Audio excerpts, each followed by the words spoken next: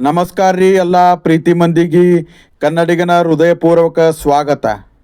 ಇನ್ನೂ ಒಂದು ರೀತಿಯಿಂದ ಹೇಳ್ತಾರೆ, ಬರೀ ಬ್ರಹ್ಮದೇವರು ಅಂತಲ್ಲ, ಯಾರೇ ಭಕ್ತಿಯಿಂದ ಉವಾದಾತ್, ಅಂದರೆ ರುದ್ರದೇವರು, ಉವಾದ, ಆ ರುದ್ರದೇವರೇ ಗುಣಪೂರ್ಣರು ಸರ್ವೋತ್ತಮರು ಅನ್ನುವಂತಹ ಏನು ವಾದ ಇದೆ, ಆ ವಾದವನ್ನು ಪರಿತ್ಯಾಗ ಮಾಡಿ ಲಬ್ಲೋಪ ನಿಮಿತ್ತ ಪಂಚಮಿ ಉವಾದಾತ್, ರುದ್ರದೇವರನ್ನೇ ಸರ್ವೋತ್ತಮ ಅಂತ ಹೇಳದಂತೆ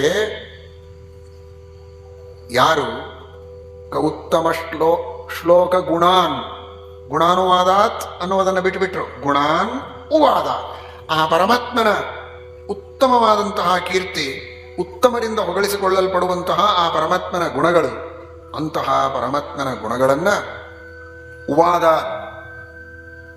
ಉವಾದವನ್ನ ಪರಿತ್ಯಾಗ ಮಾಡಿ ಯಾರು ವರ್ಣನೆ ಮಾಡ್ತಾರೋ ಅಂಥವರು ಏನು ಮಾಡ್ತಾರೆ, ಶುಘ್ನಾನ್ ಶ್ಲೋಕ ಗುಣಾನ್ ಆಪ, ಶೋಕವನ್ನು ಪರಿಹಾರ ಮಾಡುವಂತಹ ಉತ್ತಮವಾದ ಗುಣಗಳನ್ನು ಜೀವನದಲ್ಲಿ ತಾವೂ ಹೊಂದುತ್ತಾರೆ. ಭಗವಂತನ ಗುಣಗಳ ವರ್ಣನೆ ಮಾಡಿದರೆ ತಾವೂ ಉತ್ತಮವಾದ ಗುಣಗಳನ್ನು ಹೊಂದುತ್ತಾರೆ. ಅಂಥ ಲಾಭ ಇರುವಾಗ ಆ ಪರಮಾತ್ಮನ ಗುಣಗಳ ವರ್ಣನೆಯನ್ನು ಮಾಡುವುದನ್ನು ಕೇಳದೆ ಯಾರು ವಿರಕ್ತರಾಗುವುದಕ್ಕೆ ಸಾಧ್ಯ? ಉತ್ತಮ ಶ್ಲೋಕ ಗುಣಾನ್ ಉವಾದ ಪುಮಾನ್ ವಿರಜ್ಯೇತ ವಿನಾಪಶುಘ್ನಾತ್. ಇನ್ನೂ ಒಂದು ಮಾತನ್ನು ಹೇಳ್ತಾರೆ, ಕಹ ಅನ್ನೋದಕ್ಕೆ ಯಹ್ಕೋಪಿ ಅಂತ ಅರ್ಥ ಮಾಡ್ತಾರೆ. ಯಹ ಅಪಿ ಎರಡನ್ನ ಅಧ್ಯಯನ ಮಾಡ್ತಾರೆ. ಕಹ ಅಂತ ಅನ್ನೋದಕ್ಕೆ ಯಹ್ಕೋಪಿ, ಅವನು ಯಾರೇ ಇರಬಹುದು, ಅವನು ಬ್ರಾಹ್ಮಣನೇ ಆಗಬೇಕು ಅಂತಲ್ಲ, ಕ್ಷತ್ರಿಯನೇ ಆಗಬೇಕು ಅಂತಲ್ಲ, ತ್ರಿವೈರ್ಣಕನೇ ಆಗಬೇಕು ಅಂತಲ್ಲ, ಯಾರಾದರಾಗಲಿ, ಯಾವ ವರ್ಣಕ್ಕೆ ಸೇರಿದವನಾಗಿರಲಿ, ವರ್ಣ ಬಾಹ್ಯನೇ ಆಗಿರಲಿ, ಯಾರೇ ಇರಲಿ, ಯಹ್ಕೋಪಿ ಯಾರೇ ಇದ್ದರೂ ಕೂಡ ಆ ವ್ಯಕ್ತಿ ಪರಮಾತ್ಮನ ಗುಣಗಳ ಅನುವಾದವನ್ನು ಮಾಡಿದರೆ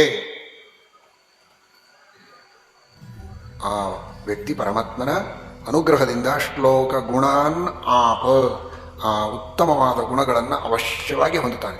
ನೀನು ಬ್ರಾಹ್ಮಣನಾಗಿದ್ದರೆ ಮಾತ್ರ ನೀನು ಗುಣಗಳನ್ನು ಹೊಂದಬಹುದು, ಹಾಗೆಲ್ಲ ಇಲ್ಲ.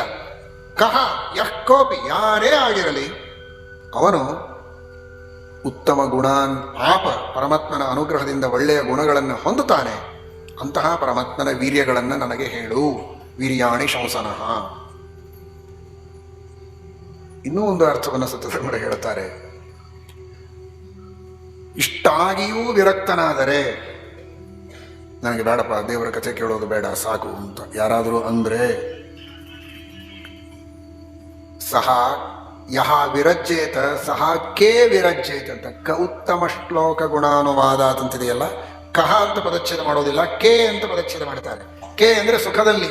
ಯಾವ ಸುಖ? ಐಹಿಕ ಸುಖ ಹಾಗೂ ಮೋಕ್ಷದ ಸುಖ. ಕ ಅಂದ್ರೆ ಸುಖ. ಭಗವಂತನ ಕಥೆಯನ್ನ ಕೇಳುವುದು ಬೇಡ ಸಾಕು ಅಂತ ನನಗನಿಸ್ತದೆ ಅಂತ ಯಾರಾದರೂ ಅಂದ್ರೆ, ನೀನು ಒಂದು ಧೈರ್ಯದಿಂದ ಸಾಕು ಅಂತ. ಯಾವ ಧೈರ್ಯದಿಂದ? ನನಗೆ ಮೋಕ್ಷದ ಸುಖನೂ ಬೇಡ, ಸ್ವರ್ಗದ ಸುಖನೂ ಬೇಡ, ಈ ಸಂಸಾರದೊಳಗೂ ಸುಖವೇ ಬೇಡ, ಸುಖನೇ ಬೇಡ ಅಂತ ನಿನಗಿದ್ರೆ ದೇವರ ಕಥೆ ಬೇಡ ಅಂತಾನೆ.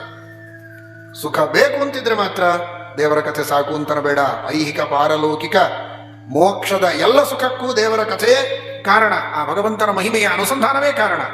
ಅದಕ್ಕಂತಾರೆ ಯಹ ವಿರಜ್ಯೇತ ಸಹ ಕೇ ವಿರಜ್ಯೇತ, ಅವನು ಸುಖದಲ್ಲಿಯೂ ವಿರಕ್ತನಾಗಿದ್ದಾನೆ ಅಂತ ಅರ್ಥ. ಇದರ ತಾತ್ಪರ್ಯ, ಸುಖ ಬೇಕು ಅಂದ್ರೆ ಸುಖ ಸಾಧನವಾದ ಭಗವಂತನ ಮಹಿಮೆಯನ್ನ ಕೇಳಿ.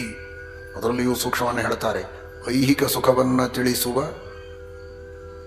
ಕ ಎಂಬ ಶಬ್ದ ಇದು ಪುಲ್ಲಿಂಗ, ಮೋಕ್ಷದ ಸುಖವನ್ನ ತಿಳಿಸುವ ಕ ಎಂಬ ಶಬ್ದ ಇದು ನಪುಂಸಕಲಿಂಗ. ಆ ಎರಡೂ ಲಿಂಗದ ಕ ಎಂಬ ಶಬ್ದವನ್ನು ಇಲ್ಲಿ ಬಳಸಿದ್ದಾರೆ. ಕೆ ಸಾಂಸಾರಿಕ ಸುಖದಲ್ಲಿ, ಕೆ ಮೋಕ್ಷದ ಸುಖದಲ್ಲಿ ಅವನು ವಿರಕ್ತನಾಗಬೇಕಾದೀತು, ದೇವರ ಕಥೆಯಲ್ಲಿ ವಿರಕ್ತನಾದರೆ. ಆದ್ದರಿಂದ ಸುಖ ಬೇಕು ಅಂತ ಬಯಸುವವರು ಸುಖ ಸಾಧನನಾದಂತಹ ಪರಮಾತ್ಮನ ಸುಖ ಸಾಧನವಾದ ಗುಣಗಳ ಕೀರ್ತನವನ್ನ ಅತ್ಯಂತ ಭಕ್ತಿಯಿಂದ ಸುಖ ಸಾಧನವಾಗುವ ರೀತಿಯಲ್ಲಿ ಶ್ರವಣ ಮಾಡಬೇಕೇ ಹೊರತು ವಿರಕ್ತರಾಗಬಾರದು. ಜ್ಞಾನ, ಭಕ್ತಿ, ವೈರಾಗ್ಯ. ಭಗವಂತನ ವಿಷಯದಲ್ಲಿ ಜ್ಞಾನ, ಪರಮಾತ್ಮನ ವಿಷಯದಲ್ಲಿ ಭಕ್ತಿ, ಪರಮಾತ್ಮನ ವಿಷಯದಲ್ಲಿಯೇ ವೈರಾಗ್ಯ ಅಂತ ಕೆಲವರು ಹೇಳುವಾಗ ಹೇಳ್ತಾರೆ. ಜಗತ್ತಿನ ವಿಷಯದಲ್ಲಿ ವೈರಾಗ್ಯ ಇರಬೇಕೇ ಹೊರತು ಹರಿಕಥಾಶ್ರವಣದಲ್ಲಿ ವೈರಾಗ್ಯ ಇರಬಾರದು ಅನ್ನುವಂತಹ ಪ್ರಮೇಯವನ್ನು ಪರೀಕ್ಷಿತರಾಜರು ವಿಜ್ಞಾಪನೆ ಮಾಡಿಕೊಳ್ತಾ ಶುಕಾಚಾರ್ಯರಿಗೆ ಪ್ರಾರ್ಥನೆ ಮಾಡ್ತಾ ಇದ್ದಾರೆ. ಸರ್ವಥಾ ನನಗೆ ವೈರಾಗ್ಯ ಇಲ್ಲ, ಭಗವಂತನ ಕಥೆಯನ್ನು ಕೇಳುವುದರಲ್ಲಿ ಹೇಳಿ, ಇನ್ನಷ್ಟು ಹೇಳಿ ಎಂಬುದಾಗಿ ಪ್ರಾರ್ಥನೆ ಮಾಡ್ತಾರೆ.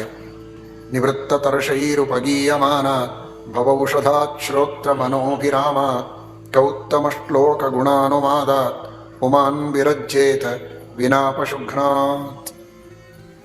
ನೋಡಿ, ಕಥೆಯನ್ನು ಕೇಳ್ತಾ ಇರಬೇಕು, ವೈರಾಗ್ಯ ತಾಳಬಾರದು. ಇನ್ನೂ ಬೇಕು ಅಂತ ಕೇಳ್ತಾ ಇರಬೇಕು ಅಂತ ಹೇಳುವ ಶ್ಲೋಕ. ಅದೇ ಶ್ಲೋಕವನ್ನೇ ಹೇಳಿ ನಾವು ಮುಗಿಸುವಂತಹ ಪ್ರಸಂಗ ಬಂದಿದೆ. ಹರಯೇ ನಮಃ. ಶ್ರೀಕೃಷ್ಣ ಅರ್ಪಣಮಸ್ತು.